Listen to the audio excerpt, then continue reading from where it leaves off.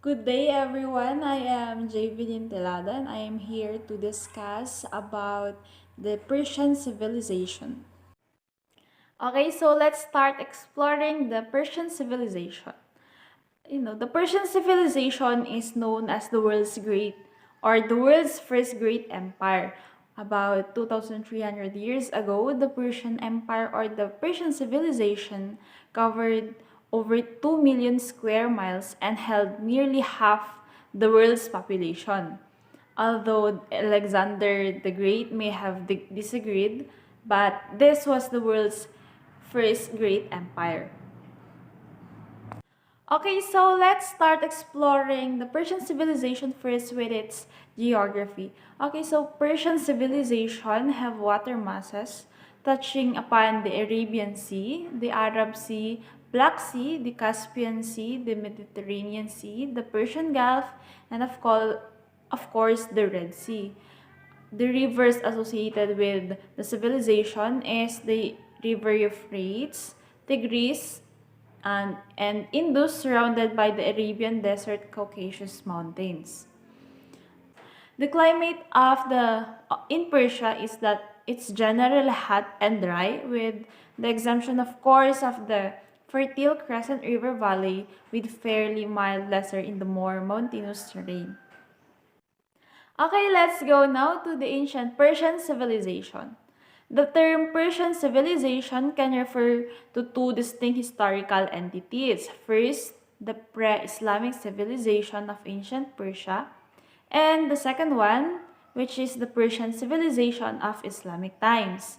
The two are inextricably linked as the latter was essentially an Islamized version of the former. It became the Muslim world's elite society, with Persian languages, literature, and art found in royal courts from Delhi to Constantinople. This is a testament to the city's diverse cultural heritage, which included both ancient Persian and Muslim elements. So, digging deeper, Persia was one of the most significant ancient civilizations. As mentioned a while back, a vast empire that was at the time the largest the world had ever seen. It incorporated all of the ancient civilization of the Middle East, and at its highest, it even included Egypt. In other words, the entire expanse of land stretching from the borders of India to Greece were all conquered and controlled by the Persians. Persia itself corresponds with the present-day Iran, which is seen in the screen. In the ancient world, it was dominated by warriors on horsebacks who were generally perceived as barbarians by the settled people of Mesopotamia to the west. By the 7th century BCE, a powerful collection of the clans, the Medes, dominated Persia, forming a loosely governed empire. In turn, the Medes ruled over a closely related set of clans known as the Persians, who would go on to rule territories far beyond the Iranian heartland. To really understand the Persian civilization, we will look and discuss its government, its society, its culture and religion, contribution, and of course, its cause of decline. Let's go first to the Persian civilization government. The government of ancient Persia was based on a highly efficient bureaucracy, which combined the concepts of decentralization of power with the decentralization of administration. The government was a hierarchy with the emperor at the top, of course, administrative officials and advisors just below him, and secretaries below them. The empire was divided into provinces known as the satrapies, administered by a Persian governor or satrap. So they called their governor as satrap, who was also responsible for only civil matters, while the military matters in a satrapy were handled by general. Okay, so let's go now to the Persian society. The social system of the Persian Empire was built of communication and transportation. The social structure of the Persian civilization is that kings comes first, as in the pyramid or the triangle seen in our screens, followed by the priests, and then followed by the military or known as the warriors, Next to it are the traders, or known as the Persian peasants, which are usually the traders, the craftsmen, the farmers, and last but not the least, the lowest rank or the lowest position in the society, the slaves. Slaves were present in society and were often captured from other conquered civilization that refused to behave. So next we have the religion of the Persian civilization. The religion of the Persian civilization is the Zoroastrianism. Okay, so what is Zoroastrianism? Zoroastrianism, which originated in ancient Persia, is one of the world's oldest monotheistic religions. Many scholars claim Zoroastrianism influenced the belief system of Judaism, Christianity, and Islam because it incorporates both monotheistic and dualistic elements. Zoroastrianism dates back to the 6th century BCE. How was it founded? Zoroastrianism was founded by the priest Zarathustra, known to the Greeks as Zoroaster. Zarathustra reformed existing Persian polytheism with his teachings about the highest god, Ahura Mazda, and his primeval clash with Angra Mainyu, the destructive spirit. Zarathustra's teachings grew to dominate Persia, but they fluctuated in popularity as various empires and cultures overtook the region. Okay, so moving on, Zoroastrians believe that there is one universal, transcendent, all-good, and uncreated supreme creator deity, Ahura Mazda, or the wise lord, Ahura meaning lord, and Mazda meaning wisdom in Avestan. Ahura Mazda is known as the highest spirit worship in Zoroastrianism religion, the Old Mede and ancient Persian mythology which spread across Asia predating Christianity.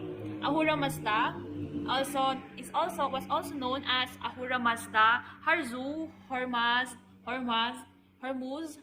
Omar, and Lord or Spirit. Okay, so we also have their culture. The ancient Persian created art in many forms, including metalwork, rock carvings, weaving, and architecture, as the Persian Empire expanded to encompass other artistic centers of early civilization.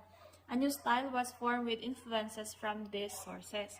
Okay, so the Persian civilization is so rich, and most of it is art. So they are likely most used to of doing art or inventing art.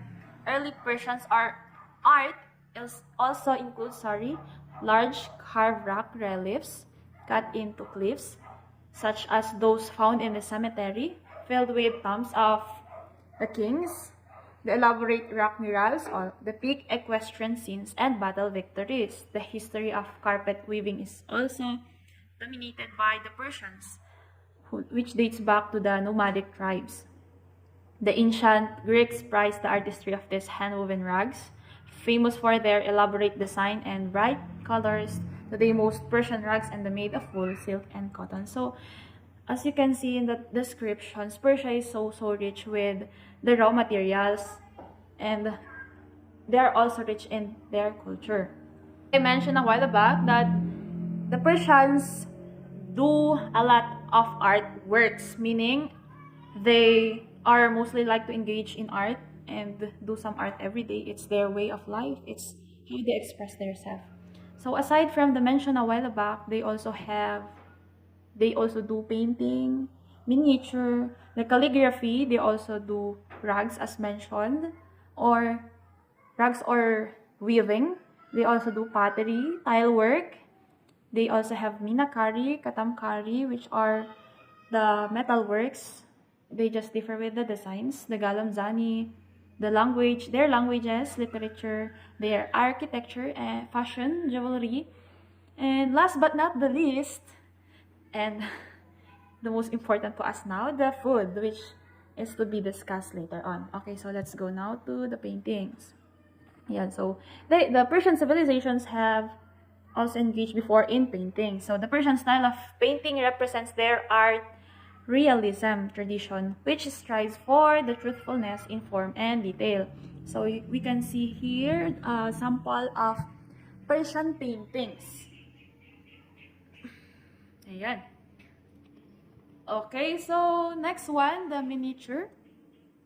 The miniature is a small Persian painting on paper, whether it is a book, illustration, or a separate work of art that is intended to be kept in a muraca. So, a muraca is an album in book form containing Islamic miniature paintings and specimens of Islamic calligraphy, normally from several different sources, and perhaps other matter. Yan, so the muraca is the picture, or the picture illustrated by the picture at the center, while the miniature picture is the examples are those from the sides. Okay, so you can see that they are really so good in art. They also have the calligraphy. It is considered to be one of the most eye-catching and fascinating manifestation of the Persian culture. I don't know if I can pronounce this right, but Nastaliq is the most beautiful Persian calligraphy style and the most complicated also. Yan, we can see in the picture. It's beautiful, but at the same time, it's also hard. Okay, they also do rugs, or what they call carpet weaving. Carpet weaving has been practiced in Iran for over 2,500 years. Persian carpets and rugs were produced as a necessity to shelter nomadic tribesmen's floor from the cold and damp. Over the years, the natural evolution of the skill and craft involved in making these works of art has been passed down from generation to generation. So the Persia has still this culture, and it was passed down to generations. Again, we have the pottery. Persian pottery as a craft has very long history, which goes back to that 7th millennium BC. Wow. Throughout the centuries since the early Neolithic age, functional pottery ware has been created in various forms all around the world, made and designed by many cultures. One of the oldest in Persian pottery, made by the artists of Persia or Iran. Yan. Persian potters developed their works to perfection. They responded to cultural changes and adopted many new designs as part of their own style. So, the Persian peoples do not just stay with what their culture is. They also adapt to new styles, as explained. So, sample of pots were here. You can see in the picture. Ayan, their tile work. You can see their tile work. They have pattern. It's beautiful. The food, ayan. So the Persian foods. Okay, Persians ate lamb and goat as their main meats. Okay, beef was not eaten by Persians. Oh, this is also considered as one of their cultures. They also consume stew made from meat and fruit with vegetables, as well as herbs and spices. So they also do herbs and spices. Persia carried apricots, artichokes, eggplants, lemons, limes, okay, bananas, lettuces, saffrons, and tarragons to Europe. Okay, so Persian people also export. In addition, the Persian language is Elamite. They write on stone tablets on cliffs. Okay, so let's go now to their contribution. Aside from their rich culture, they also have many contributions. We always hear about the Islamic Golden Age, which lasted from the 8th to the 13th century BCE. But when we dig deeper into history, we find that it was really a Persian Golden Age. There is so much to be proud of and constantly intrigued by when it comes to Persian culture and heritage. The flourishing of the Persian people and the culture has resulted in major contributions to modern science, literature, architecture, and, of course, math. So let's go now to their contribution. First in line, we have their agriculture and water irrigation. Iran has dominated agriculture in a number of ways. To begin with, Persians were the first to master the nature's forces by domesticating animals and plants found in their natural state. Okay, so next in line we have alcohol. It was first invented by Persian physician named Muhammad ibn Zakariya al-Razi. So Muhammad ibn Zakariya al-Razi is this picture seen in the right if you are facing the screen.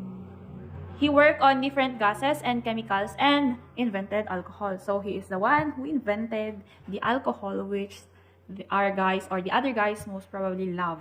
So next we have algebra. Okay, so algebra also was from the Persian people. So we can see it's great big help today. We can use algebra a lot, especially for those subjects or courses with in line with mathematics or numbers.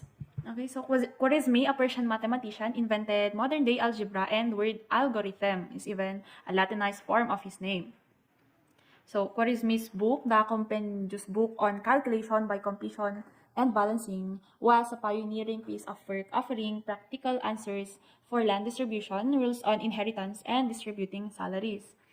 To give you a slight information about what algebra is, algebra, along with number geometry or number theory, geometry and analysis is one of the broad fields of mathematics. Algebra is the analysis of mathematical symbols and rules for manipulating them. It is a common thread that runs through almost all of the mathematics. So next of their contributions is the architecture. So Iran has a continuous history of architecture from at least 5000 BC to the present. And characteristic examples of these architectures are distributed over a vast area from Syria to North India and the borders of China from Caucasus to Zanzibar.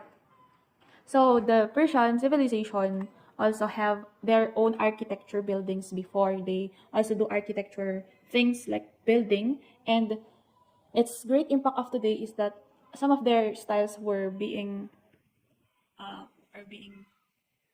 used as a basis. So some of the architecture of the past, like the Persepolis, that we'll be discussing, is now one of the UNESCO's World Heritage.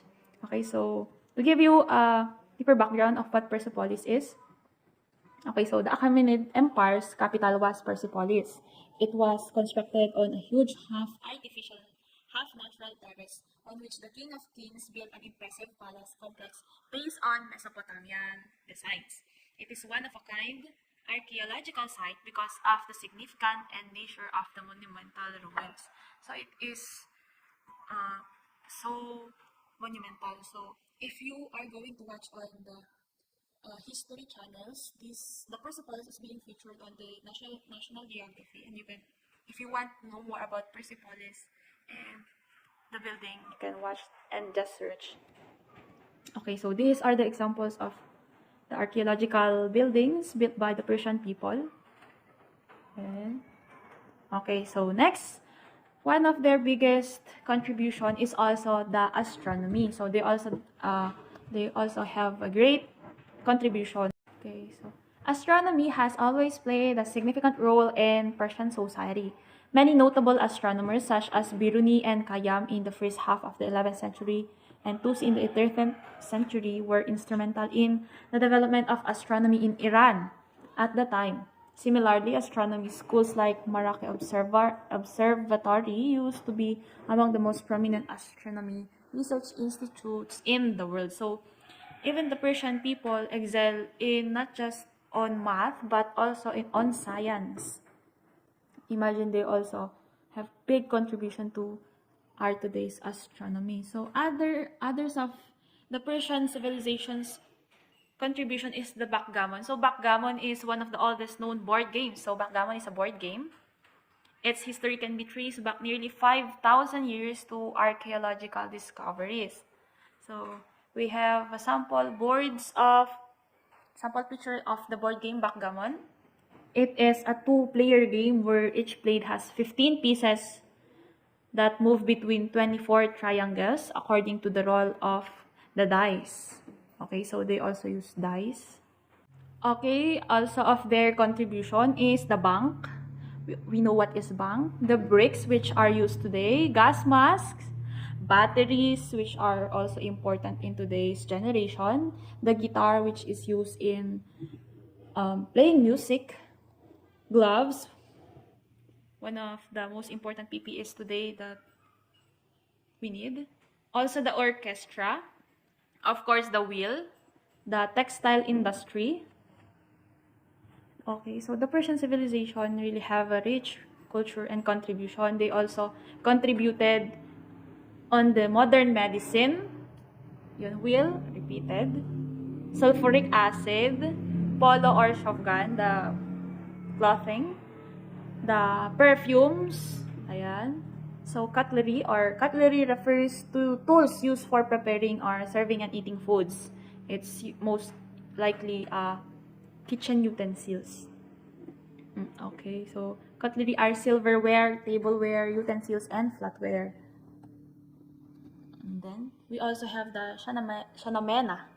Shahnamena is a book of kings and is an epic poem around 1010 CE by Iranian poet Hakim Abul Qasim Mansur, later known as Ferdowsi Tosi. So the epic recounts the legend and histories of Iranian kings in 3 stages: the mythical, the heroic or legendary, and historic from the dawn of time to the Arab conquest of Iran in the 7th century BC. CE, sorry. So Shahnamena is considered one of their contributions because it is now used in their country. They also have part or contributed to roads and grapevine and wine. Okay, also of their contributions, they also contributed on the human concept or the concept of human rights, the postal system, yan, the pottery and ceramics discussed a while back, and of course the taxation system, which is the use of coinage, and of course another clothing contribution, the pants and long coats. Okay, so those are just some of the things the Persian people made the contribution or inventions which are now used in today's generation. We're done with the culture, the government, the society, and the religion. Let's now go to the cause of decline of the Persian civilization. So after Xerxes I's failed invasion of Greece in 480 BC, the Persian Empire began to decline. Okay, so one of the faults why did the Persian civilization fall is that because of the failed invasion of Greece in 1480 by King Xerxes. So the costly defense of Persia's land depleted the empire's funds, forcing Persia's subject to pay higher tax. In 330 BC, the Achaemenid dynasty was overthrown by Alexander the Great of Macedon's invading armies. Following Cyrus the Great, subsequent ruler attempted to restore the Persian Empire to its Achaemenid borders, but the empire never quite regained its colossal size. So it is the reason why the Persian civilization falls and decline. Okay, so that's it for the Persian civilization. I hope you learned something new about Persian. I hope you have picked at least few ideas or knowledge about the report. So that's all for the Persian civilization. Thank you for listening and for viewing. Thank you and God bless. Have a great day, everyone.